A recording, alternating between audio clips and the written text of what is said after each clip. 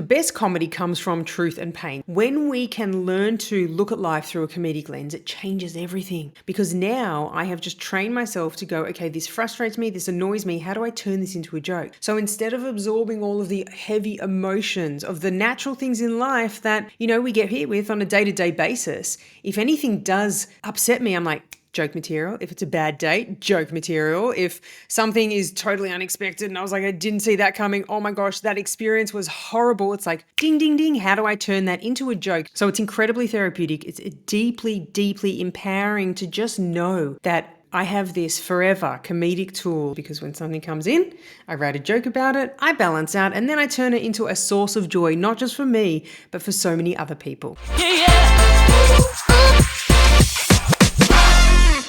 Hello and welcome to the first solo episode of Fuel Your Confidence. When I was thinking about where I wanted to start with this solo episode and this entire journey, I thought, why don't we start where it all began? And when I say where it all began, I really mean the element that gave me so much freedom and so much confidence to bring myself into everything that I do. And that starting point was stand-up comedy. So my journey into stand-up comedy was actually quite accidental. A bad date pushed me into a career in comedy. So I was chatting with this guy. I was in my late 20s. So many of my friends were either engaged or married already by this point. And we had amazing banter back and forth. He was funny, he was smart, he was witty, he was insightful. The photo of him looked quite good looking from where I was sitting. And the lead up was just like green flag, green flag, green flag. And I was quite excited and we had a brunch planned.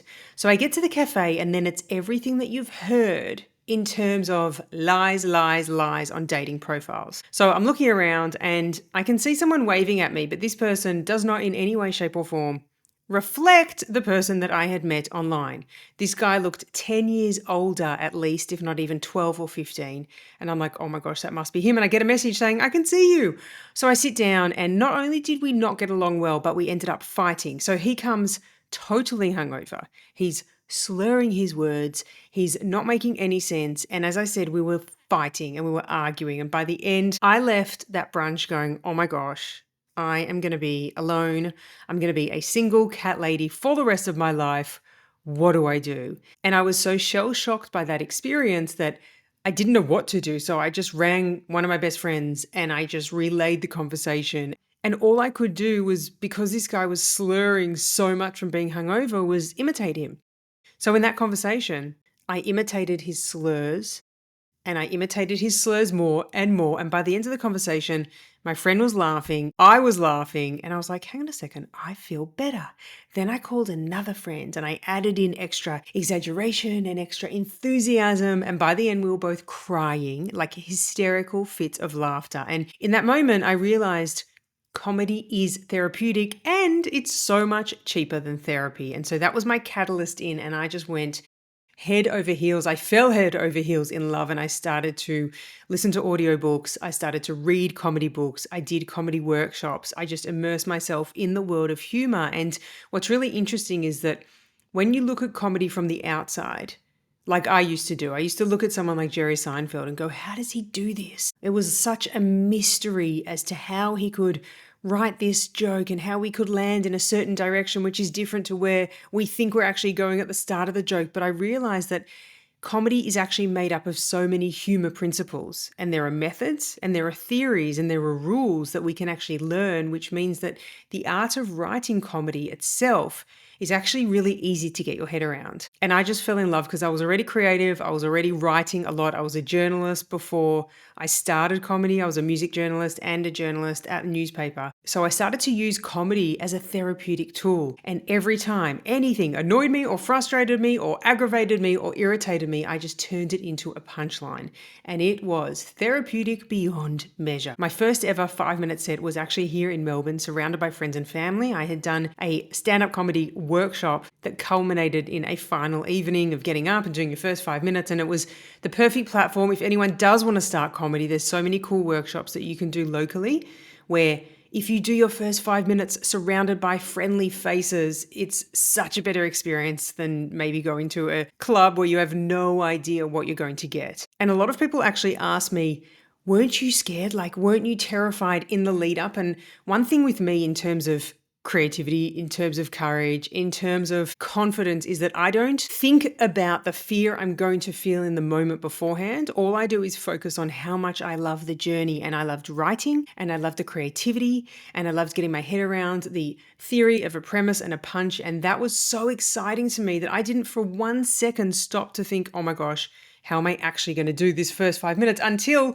it got to the 5, 10, 15, 20 minutes before my 5 minute set. And in that moment, I was like, oh my gosh, why did I do this? Why did I do this? How do I get out of here? Where is the closest exit? But then by then, it was obviously way too late to escape. And I think that's actually fueled so many of the courageous things that I've done in life, is I think about the experience and what I'll get from it and the joy that it will bring and the experience overall, that I don't bog myself down or block myself by forecasting the fear I will feel at some point in the future. And that's definitely a huge key to unlocking your confidence, because sometimes we can get so paralyzed by what could happen and all of the what ifs that race around our mind that we don't actually take that first step. I do the opposite. I take all the steps and then I'm like, oh my gosh, what have I done? What have I signed up for? What did I say yes to? So as I said, I fell in love, and then I started to do heaps of 5 minute sets. And one of my dreams was to perform in America. So I did sets at the New York Comedy Club and Caroline's Comedy Club and Flappers in Los Angeles and The Stand in New York. And I got that out of my system. And then I was like, okay, I think it's time to do the Melbourne International Comedy Festival. And I did something very unique. I went from doing a 7 minute set on stage, which was the longest I'd ever done, deep diving into a 55 minute comedy festival show, which at the time, a lot of people said, why would you do that? You've got to work your way up to it, and you've got to spend time on stage before you can, manage the energy of an entire show and even carry a whole solo show. But I loved writing so much, and I love the therapeutic elements, and I love the creativity so much, that I ended up having so much more material than I actually had stage time. So I'm surrounded by all of this material, and I'm like, I can write a comedy show. And so I just, again, signed up before I even thought about what I was actually doing. And I joined the comedy festival show. And the only reason why my show was 55 minutes was because there was a drop down box, and you had to select how long your show would be. And this was before I'd actually written it. So it was like, well, 40 minutes is too short. 45 is too short. 50, probably too short. 1 hour is too long. Let's go for 55 minutes. And then once I had a 55-minute show, I had to reverse engineer and actually write 55 minutes of jokes. Doing my first solo show in the Melbourne International Comedy Festival was one of the most enriching, amazing, joyous, challenging, and character building experiences I've ever had. With comedy, for me anyway, I went from having the highest highs to the lowest lows. So same show night after night, which actually was very different night after night, because every single night changes based on the energy in the room and the banter. But I would have the highest high, and I would finish a show and I'm like, oh my God, that was amazing. Or I would do a show and I'd be like, oh my God, I can't go out again tomorrow night. I just can't. And the tiniest thing would make such a big difference. Who sat in the front row would influence the level of banter that you had. If a mobile phone went off, it could totally change the energy. If a certain group laughed more or a certain group laughed less, or if there were people talking, or if you could hear noises from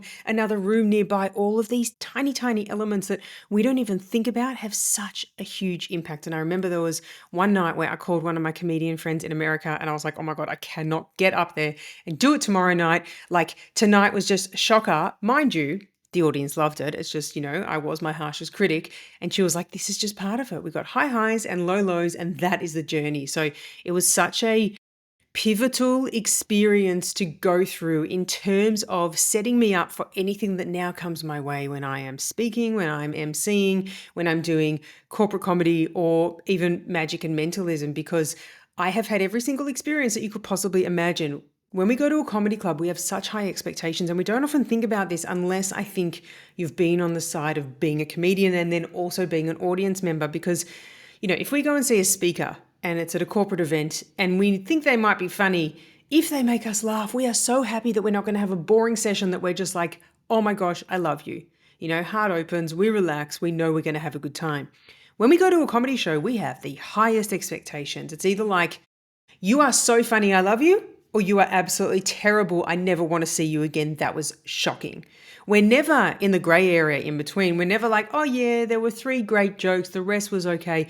We are really harsh. And it's a strange thing that happens with comedy because it doesn't really happen with other artistic disciplines where we are so highly judgmental, but we are. And because we have such high expectations, when you're on the other side, and for me, in my experience as a comic, when you got those high expectations, I think that connects with the high highs and the low lows.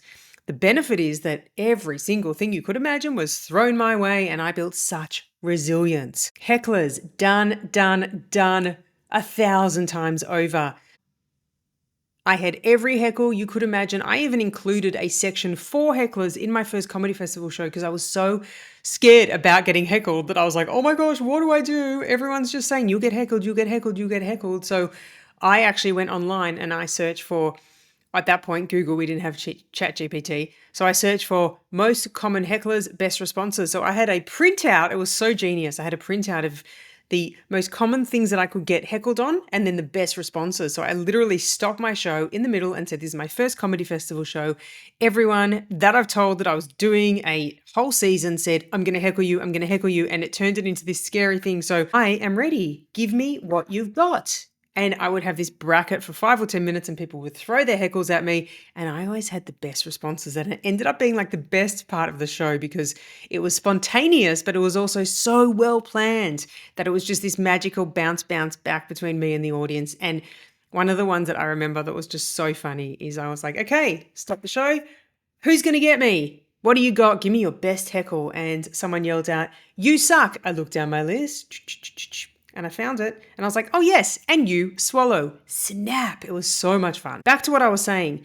Because you handle so much in comedy, there is nothing in corporate that actually freaks me out. You know, the worst thing that happens in corporate is what you might have an audience that doesn't listen or something with tech, you know, goes out, or, you know, if you're emceeing, the agenda is behind or it's moving too forward, or, you know, a speaker wasn't so great and you have to change the energy. Like all of these things don't destabilize me because I've had such high highs that it gives me such resilience, such space to breathe, such confidence in knowing that I can handle every single moment, and that room to breathe, that flexibility and that fluidity is an absolute asset and such a core part of being a brilliant MC and speaker in corporate. So that's how I started in comedy. I then did a show in the Melbourne Fringe Festival, and then I did the comedy festival the next year again. Both of my shows were on social media comedy because back then, before Instagram even existed, I was totally immersed in the social media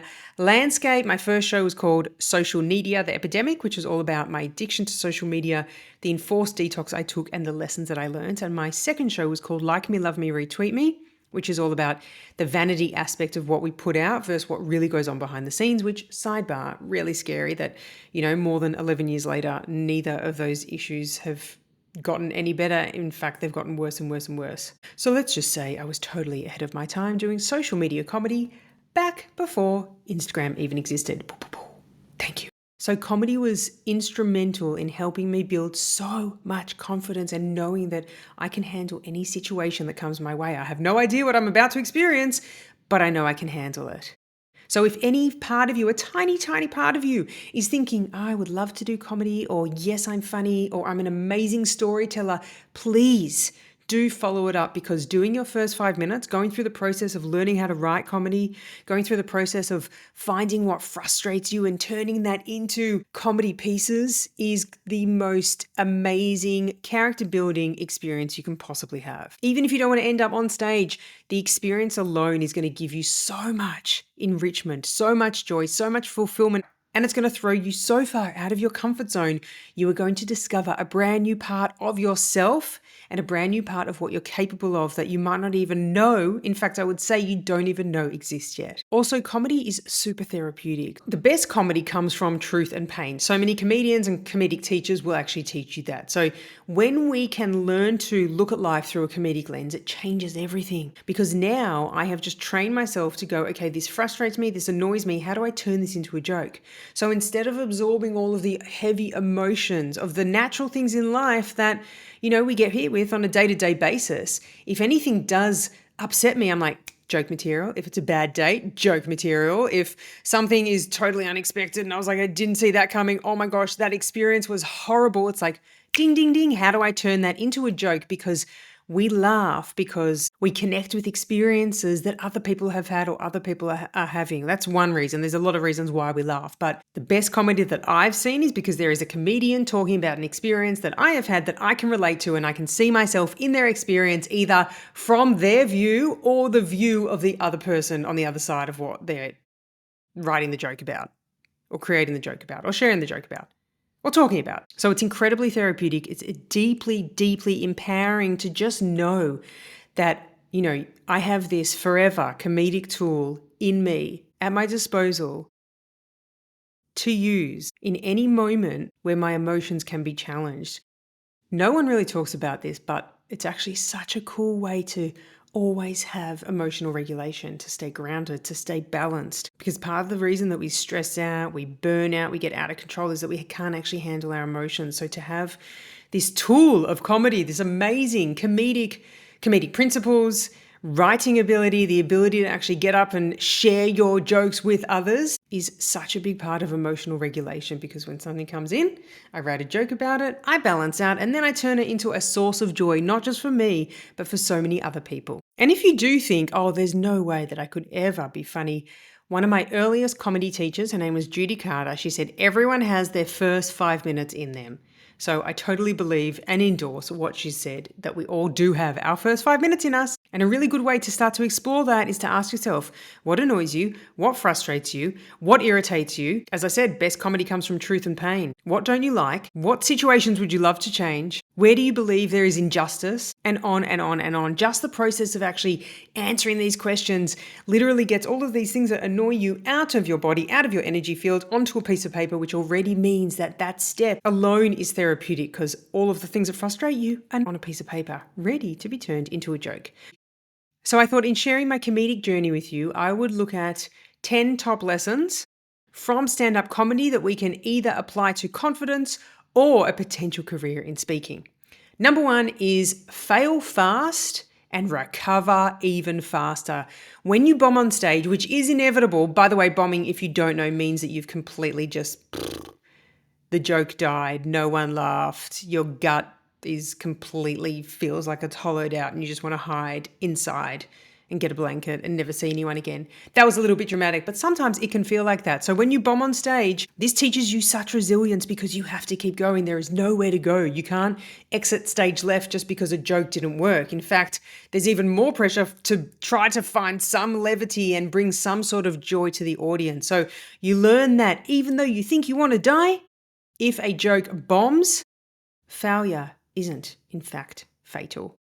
It is feedback that serves us and informs us to help us do a much better job the next time. And in both business and in life, that bounce back muscle is absolutely golden. Second lesson is to read the room. Comedians are constantly tuning into body language, tone, energy, vibration, eye contact, laughter, the tone of laughter, the amount of laughter. Are people talking in the room? Which direction are they looking at? What's their attention span like? We have to constantly read the energy in the room and then pivot, adapt, and change accordingly so that you're capturing their attention and you're giving them the best experience possible. Reading the room is crucial in all forms of business because in leadership, pitching, networking, whatever it is, we need to learn how to read subtle cues because this gives us a massive advantage. Third one is craft your message with clarity. So stand up forces you to be super tight with your message because every single word counts in comedy. The best jokes have been done over and over and over, and they've been stripped and stripped and stripped back to the essential core. And in fact, if there are too many words in the same joke, you might laugh at the stripped back version, but if you hear its original form, you might be like, no, that didn't really hit as hard. And to learn to be so succinct is crucial because in all forms of business, life, career, communications, whether it's emails or keynote speaking or meeting, being clear and concise always wins. Fourth crucial lesson is that timing is everything. A joke delivered with the wrong time falls completely flat. And in fact, timing, which in comedy we call this a beat, learning how to give your jokes the right beat, that is an art form in itself.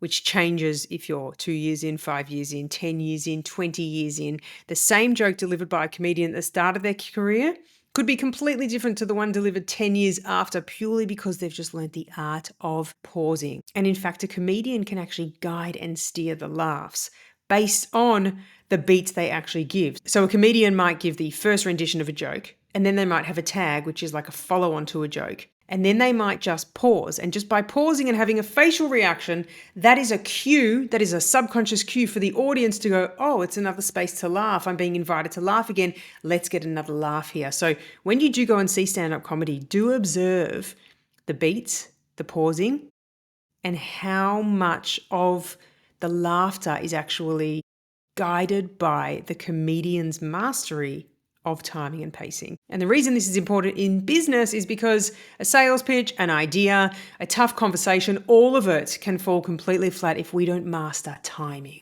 Fifth important lesson is that confidence comes from doing and doing and doing and doing and doing. You don't get confident and then take the microphone. You take the microphone to become confident. As I said before, in that first comedy set that I ever did, I was like, oh my gosh, why did I do this? In fact, for so many years in stand-up comedy, the MC would go, and now I'd like to welcome to the stage Jordana Borensztajn. And I'd be like, please not me. Why did I do this? Oh my gosh. And then I got up there and I said my first joke and I was like, I love this. I don't want to be anywhere else.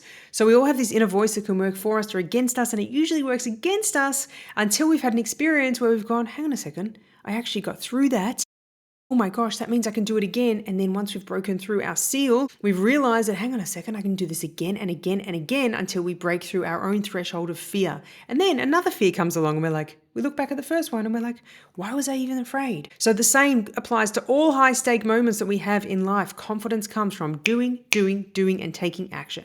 Sixth important lesson is connection over perfection.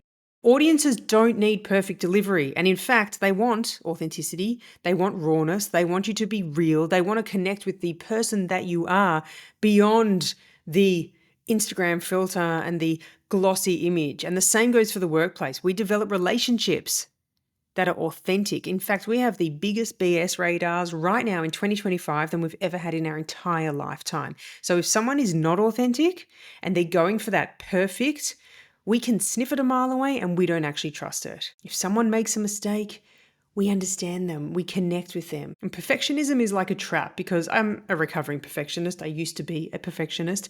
And the problem is that what you believe to be perfect, what I believe to be perfect, and what your boss believes to be perfect are three completely different benchmarks. So it's like a self-sabotaging tool and technique that we put in front of us so that we never actually reach that perfect, admired step or stage or product or project. So let's get it out of the way. And remember, we don't need perfection. We just want connection. Seventh big lesson is that self-awareness is a massive superpower in all areas of life. Comedy sharpens the inner observer. We have to learn to see through a comedic lens means I'm looking at things in life and I'm like, how can I misinterpret that? What can I see here that other people can't see? Which is the mastery of Jerry Seinfeld. I mean, he is one of the best comedians in the world because he can make jokes about a cotton bud, a cotton ball, a carton of milk that we've looked at 1,000 times. That is mastery. When you can look at something and go, what can I see that no one else can see? And to sharpen that inner observer is a crucial skill in all areas of business and life. The more you know your own quirks, your own triggers, your own strengths, your own blind spots, the more powerfully you're going to show up and the more resilient you're going to be, because the better you understand yourself, the better you understand everyone around you. Lesson number 8 is to own the silence and to, in fact, learn to love silence, because a well-placed pause, as I said, timing is everything. A well-placed pause can make a punchline land so much harder. And in fact, you could have two comedians deliver exactly the same joke. One doesn't pause at all, no laughs whatsoever. Another one, he bombs, by the way, back to bombing, no laughs. The other one nails it with the pauses, even chucks in a couple of facial reactions to cue to the audience. Here's a tag, here's a tag, here's a tag. Absolutely kills. By the way, to kill into comedy means the audience has just exploded in laughter and you have nailed it. So in meetings, in presentation, in all communication, in relationships, in life, silence shows strength. Silence is mastery. It is not a weakness. It gives us space to breathe, fuels our confidence in so many ways because it means we're going to be more measured in our responses. And it also allows the person that's with us to feel heard, to feel seen, and to feel valued. Pauses are a superpower. Number 9 is your story is everything. The best comedians turn their messes in life into their magic on stage. As I said, comedy comes from truth and pain. So whether it's heartbreak, or a relationship bust up, or a business that's gone wrong, any kind of disaster that we've had, if we can turn that into something funny, then our audience connects with those vulnerabilities. And in your career and in your life, your personal stories make you relatable. They make you memorable. They make you influential, and they are the elements that allow you to create deeper connections because it's the emotions in every single interaction that we have that we remember. And number 10 is to turn your weaknesses into your strengths. For me, in the comedy that I did and still do, self-deprecation was my preferred style. So anything that I had previously thought was wrong with me, I should be ashamed over, or made me different, or made me, stand out for the wrong reasons, actually became an asset in comedy, became my strength. When we can get up and share the things that make us feel vulnerable or make us feel embarrassed or make us feel ashamed and turn them into a source of joy, that empowers us so much because it's like, oh yeah, I am different. And that is different about me. And now I'm going to turn it into a joke and it's going to make all of you laugh, which means those of you who don't want to say that you experience the same thing are resonating with me in this very moment, which means it's empowering for you as well. And in fact, always and in all cases, it is our differences that become our greatest strengths and our greatest creative strengths. So when it comes to business, when it comes to career, when it comes to life, we need to own the things that make us different.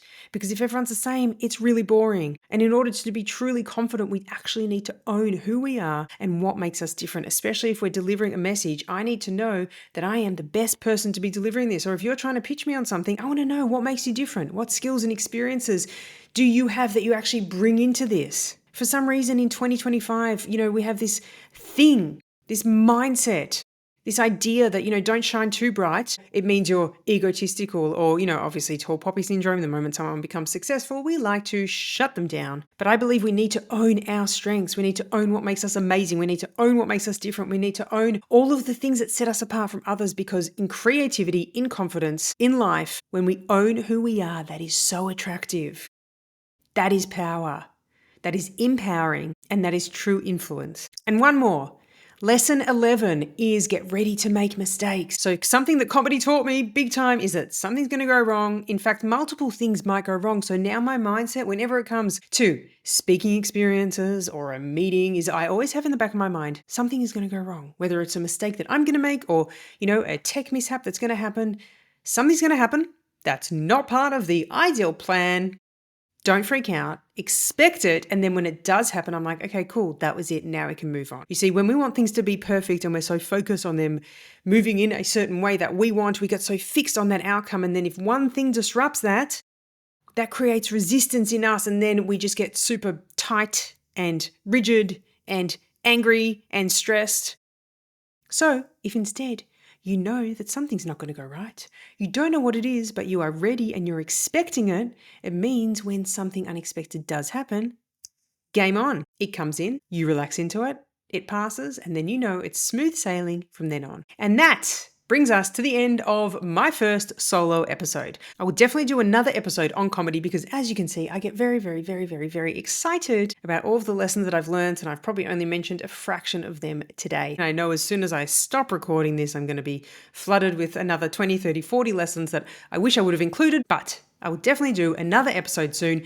Thank you so much for tuning into my first solo episode of Fuel Your Confidence. It's been an absolute joy. And if you do decide to do your first 5 minutes, please, please, please do tell me. Send me a message, send me a DM, drop me an email, connect with me in some way to let me know because I will be cheering you on and I will be championing you because it is one of the greatest things that you could possibly do for this version of you and the future you that you wish to become. I will also put some recommendations for some of my favorite comedy books in the show notes below. And that is a wrap. Thank you so much for listening or watching. Catch you next episode.